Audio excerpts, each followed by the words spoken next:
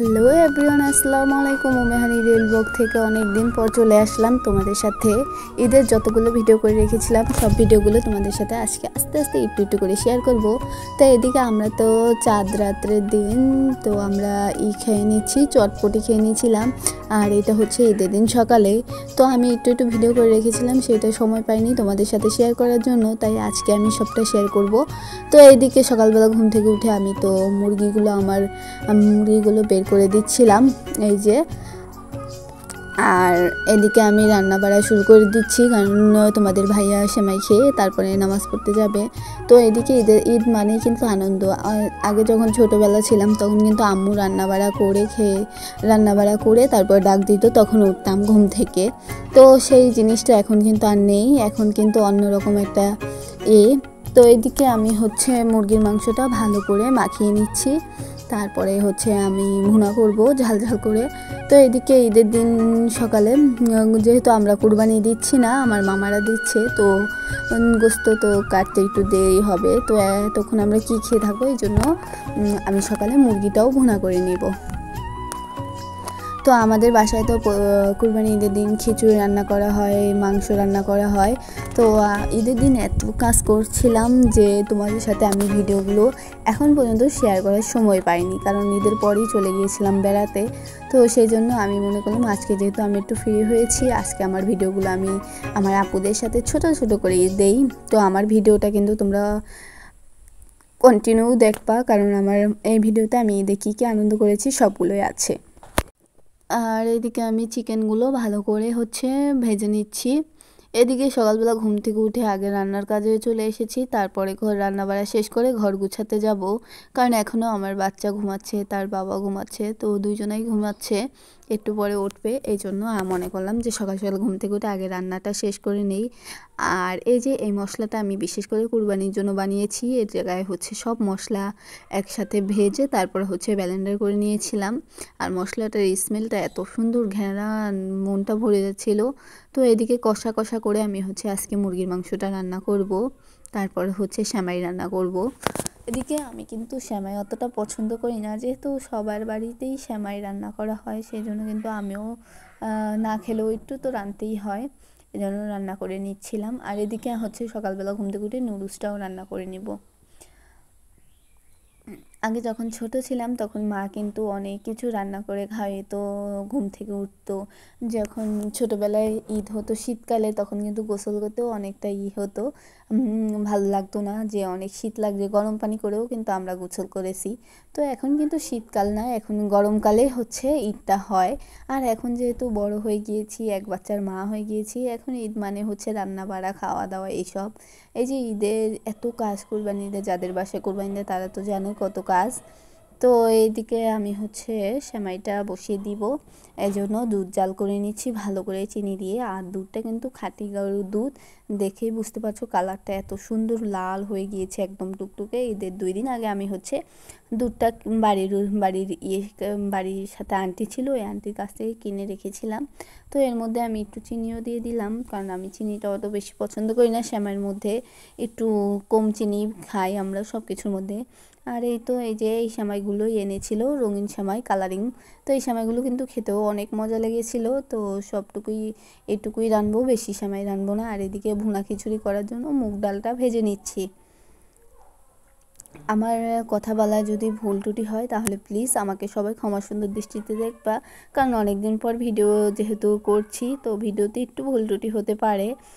সেই জন্য আমার ভিডিওতে যদি কোনো প্রকার নয়েজ শুনতে পারো, সবাই একটু ক্ষমা সুন্দর দৃষ্টিতে দেখবা। আর আমার ভিডিওতে আমি কি বলতে চাচ্ছি সেটা তো আমার ভিডিও দেখেই তোমরা বুঝতে পেরে গেছো যে আজকের টপিকটা কী। তো এইদিকে ভুনা খিচুড়ি করার জন্য হচ্ছে আমি চাল ডাল সব মশলাপাতি একসাথে মিশিয়ে তারপরে হচ্ছে এবার ভেজে নিচ্ছি একটুখানি। আর এই খিচুড়িটা কিন্তু অনেক মজা হয়েছিল, অসম্ভব মজা হয়েছে। তো এদিকে রান্নাবাড়া শেষ করে কিন্তু আমি চলে গিয়েছিলাম আমার নানুদের বাসায়। তো নানুর বাসা আর আমার বাসা যেহেতু বেশি দূরে না, তো তো নানু বলছিল যে গরু কাটবে, তো তোমরা আসো। তারপরে চলে গিয়েছিলাম রান্না বাড়া করে, একবারে নানুদের বাসায় চলে গিয়ে দেখছি যে গরু কাটছে। গরুর জন্য কিন্তু খুব মায়া লাগে। আমার ছোট ভাই তো ও গরু পালতো, মানে আমার খালাতো ভাই যে, তো ও বলছে যে না আমি ওর বোগালে মানে ওর কাছে যাব না, তোমরাই ধরে কাটো। আমার কান্না করছে ঈদের দিন। হঠাৎ করে আমরা দেখছি যে কান্না করছে। আমরা বলছি কী জন্য তুমি কান্না করছো? বলছে আমি ওর কাছেও যাব না, ওকে আমি দেখতে পাচ্ছি না, মানে এতটা ওর কষ্ট লাগছে। আসলে মানুষের চাইতে পোষা প্রাণীর জন্য কিন্তু বেশি মায়া লাগে। তারা তো আল্লাহর রাস্তায় আল্লাহর জন্যই কোরবানি হচ্ছে, এটার চাইতে বেশি খুশি আর কি আছে। তো এদিকে এই যে আমাদের গরুটা হচ্ছে এখন জবাই করে ফেলবে, তো আল্লাহর নাম নিয়ে এখন ওকে শুইয়ে দেওয়া হচ্ছে। তো এইসব কাহিনী দেখলে কিন্তু অনেকটাই মনটা খারাপ হয়ে যায় যে আজকে যদি না হতো তাহলে কিন্তু ঘরের বড় সন্তান তারা কিন্তু কুরবানি হয়ে যেত। তো আল্লাহর অশেষ রহমত, আল্লাহ যা করে ভালোর জন্যই করে। তো এই যে কুরবানির গরুটা জবাই করার সময় অনেকটাই খারাপ লাগতেছিল, কারণ এতদিন ও আমাদের কাছে ছিল, সাথে ছিল। এই গরুটা রোজার ঈদের পর কিনা হয়েছিল কোরবানি দেওয়ার উদ্দেশ্যে। তো নিজেরা খাওয়িয়ে দাওয়িয়ে লালন পালন করে একটা পশু যখন নিজের হাতে জবাই করে তখন কিন্তু খারাপটা অনেক বেশি লাগে। তো আমার ছোটো ভাই তো এই জায়গায় আসছিলই না, আসেইনি, ও পরে এসেছে। তো এদিকে সবাই মিলে একসাথে গরুটা ধরে রেখেছিল যাতে না উঠতে পারে। আর এই সময় আমার অনেকটাই খারাপ লাগছে, আমি বাড়ির উপর থেকে ভিডিওটা করেছিলাম, তো তোমাদের সাথে দেখানো হয়নি। তো আজকে আমি মনে করলাম যে আমি ঈদে কী কী করেছি সেটাই তোমাদের সাথে দেখাই। তো যাদের যাদের কুরবানি আছে তারা তো জানে ঈদের দিন কত কাজ। আমরা তো এরা গরু জবাই দেওয়া হচ্ছে, তারপরে হচ্ছে ভুঁড়ি পরিষ্কার করতে হবে। আমার সব ভালো লাগে, এই ভুঁড়ি পরিষ্কার করতে একদমই ভালো লাগে না। আর এই সময় তো আমার একদম চোখ দিয়ে পানি বের হয়ে যাচ্ছিল যে আল্লাহ তুমি এরকম জিনিসটা, মানে এতটা কষ্ট লাগছে যে এই দেখো যে কিভাবে জবাই করলো। আমি পুরোটাই ভিডিও ক্যাপচার নিয়েছি তোমাদের জন্য। সবার বাড়িতে আলহামদুলিল্লাহ কম বেশি কুরবানি হয়, কিন্তু আমার মতে আমার কাছে খুবই খারাপ লাগে। আমার মেয়ে তো দেখতেই পারতেছিল না, বলছিল আম্মু ওকে কিসের জন্য মারছো। ও তো খুব কান্না করছে যাতে ওকে না মারা হয়। অবুঝ শিশু আর অবুঝ পশু পাখি এরা দুটোই সমান। আল্লাহর রাস্তায় গিয়েছে, আল্লাহ যাতে কবুল করুক। আমার মামার মনে যে আশা নিয়ে কুরবানিটা দিয়েছে, আল্লাহ তাকে আরও তৌফিক দান করুক, সামনেবারও যেন সে দিতে পারে। তো এইদিকে ওই জায়গায় আমার মামা ধরেছিল আর ওই লোকটা জবাই করেছিল। তো এইদিকে আমরা সবাই মিলে দেখছিলাম যে কী সুন্দর করে গরুটা একদম জবাই করা হয়ে গিয়েছে। আর এদিকে সবাই ভিডিও করেছিলাম। এটা হচ্ছে আমার মামানি, তো সেও ভিডিও করছিল। তো যাই হোক, গরুর কথা তো অনেকই বললাম। তো ঈদের ভিতর কে কে ঘুরতে গিয়েছো, কোথায় গিয়েছো সবাই কিন্তু অবশ্যই কমেন্টে জানাবে। আমরা তো গিয়েছিলাম হচ্ছে আমার মামানিদের বাপের বাড়ি, তো শরীয়তপুর নড়িয়া। তো কে কে ওই জেলায় থাকো অবশ্যই কমেন্টে জানিয়ে যেও। তো ওইদিকে গিয়ে 2-3 দিন অনেক মজা করেছি। তো 2-3 দিন মজা করার জন্য এই তো কিছুদিন আগে আসলাম।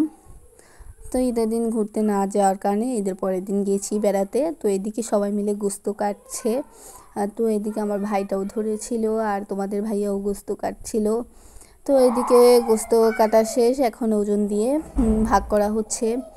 তো সবাই মিলে একসাথে গোস্ত ভাগ করা হচ্ছে। আলহামদুলিল্লাহ, আল্লাহ যেটুকু লিখেছে।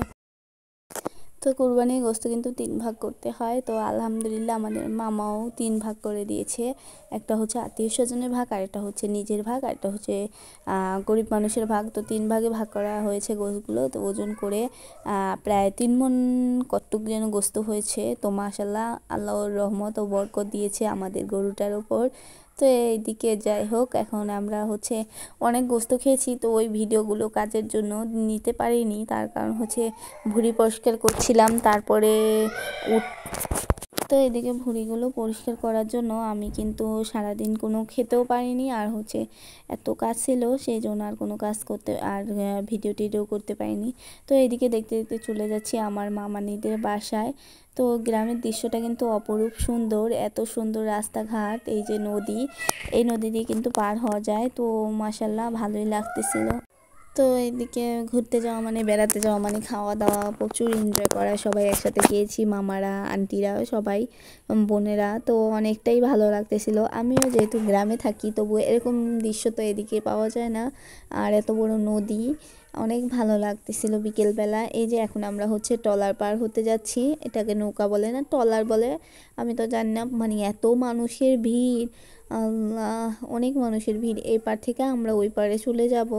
তো এইদিকে কি হয়েছে, আমি ট্রলার থেকে নামতে গিয়ে আমার পায়ে এত প্রচণ্ড ব্যথা পেয়েছি, এখনও আমার পাটা ঠিক হয়নি, মনে হচ্ছে পাটা একটু ফ্র্যাকচার হয়ে গিয়েছে। ও যেহেতু উঁচু হিল পরেছিলাম আর কোলে মেয়ে ছিল, আবার হচ্ছে নৌকা থেকে নামতে এদিক ওদিক দুলতেছিল, তো এই জন্য আমার পায়ে কিন্তু অনেকটাই ব্যথা পেয়েছিলাম। তো এখন একটু কম হয়েছে কিন্তু ফ্র্যাকচারটা কমেনি।